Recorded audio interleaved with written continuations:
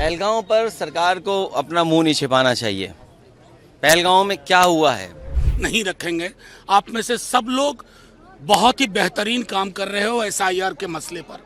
आपने पोल खोल के रख दी है तमाम मीडिया के साथियों ने। 24 बार डोनाल्ड ट्रंप साहब ने ये कहा है कि उन्होंने सीज फायर कराया है, तो हम उस पर स्थित तत्पस्त चाहते। आज विजय उत्सव दिन है, आज सेलिब्रेशन डे है। हम लोगों ने पाकिस्तानियों को रगड़ के मारा है, आज हम लोग उसका उत्सव मनाएंगे। बहुत सही। मैं प्रधानमंत्री मोदी जी को दिल से धन्यवाद देना चाहता हूँ। वो भी चर्चा करे, चर्चा से खुद भाग रहे हैं, क्योंकि उनको ज्यादा रुचि है पाकिस्तान की परस्त करना, ज्यादा उनकी रुचि है भारत की विपक्ष वाले ताकत को मदद करना। इसीलिए वो जवाबदेही तरीके से संसद में बोलना नहीं चाहते, बोल ही नहीं सकते हैं। मैं आपसे अपील करूंगा, लीडर ऑफ अपोजिशन से अपील करूंगा। सोमवार को संसद के मॉनसून सत्र के पहले दिन विपक्ष ने जोरदार हंगामा किया, जिसकी वजह से सदन को स्थगित करना पड़ा। सदन की कार्यवाही शुरू होते ही जोरदार हंगामे के साथ विपक्ष ने सदन से वॉकआउट भी कर दिया।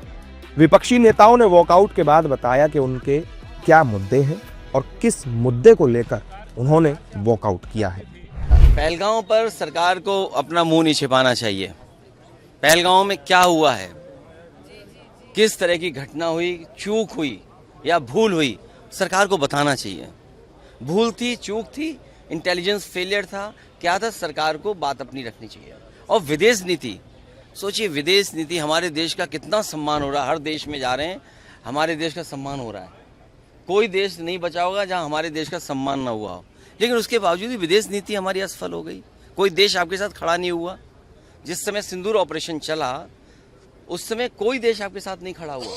और पाकिस्तान जैसा देश जो लगातार IMF, वर्ल्ड बैंक या जितनी फंडिंग एजेंसी उनसे पैसा ले रहा है, तो ये विदेश नीति है, पहलगांव है, इंटेलिजेंस फेलियर है, क्या है, भूल हुई है, चूक हुई, इन सब बातों को तो रखना ही पड़ेगा। कांग्रेस पार्टी इस पर, सारे विरोधी दल जितने हैं, हमारा इंडिया ब्लॉक पूरा इस बात पर जोर दे रहा है कि चूंकि परंपरा भी है और एक महत्वपूर्ण मुद्दा है, इसलिए प्रधानमंत्री को जरूर चर्चा में सम्मिलित होना चाहिए और जवाब देना चाहिए। क्योंकि खास तौर से जिस तरह 24 बार डोनाल्ड ट्रंप साहब ने ये कहा है कि उन्होंने सीज फायर कराया है, तो हम उस पर स्थित तत्पस्त चाहते हैं। पूरे बास्केट में बहुत सारे मुद्दे हैं, लेकिन एक तरफ सरकार की हठधर्मिता है, दूसरे तरफ विपक्ष की प्रतिबद्धता है कि हम संसद में अगर जन सरोकार के मुद्दे को नहीं रखेंगे।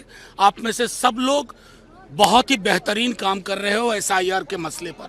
आपने पोल खोल के रख दी है तमाम मीडिया के साथियों ने कि एसआईआर के नाम पर दाखिल नहीं हो रहा है, लोग बेदखल किए जा रहे हैं। माननीय सर्वोच्च न्यायालय के डायरेक्शन के बावजूद कान पे जूं नहीं रेंग रही है माननीय चुनाव आयोग की।